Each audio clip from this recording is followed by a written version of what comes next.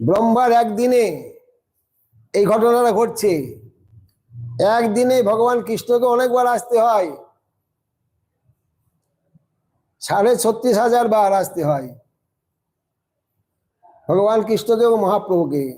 এক ব্রহ্মার আমলে, এক ব্রহ্মার যে রাজত্বকাল, এতে ভগবানকে ওই 36,500 বার আসতে হবে স্বয়ং ভগবানকে। অন্যান্য ভগবান তো সব সময় আসা যাওয়া করছেন, মন্বন্তর অবতার প্রত্যেক মন্বন্তর একবার আসতে হবে, যুগ অবতার প্রত্যেক যুগে একবার আসতে হবে, অন্যান্য যে মৎস্য কোনো বরাহ এদের আবার এর মধ্যে অনেকবার আসতে হচ্ছে।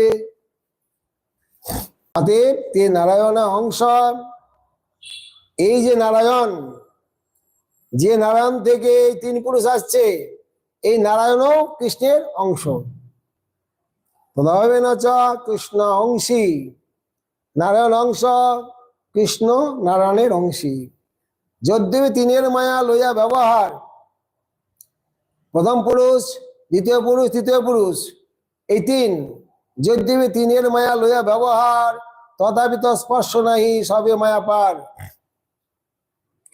এই যে তিন পুরুষ, প্রথম পুরুষ, দ্বিতীয় পুরুষ, তৃতীয় পুরুষ, এরা মায়াকে নিয়ে কাজ করছেন, সৃষ্টি করছেন, কিন্তু এরা সবাই মায়াতীত, মায়ার পরপরে আছেন।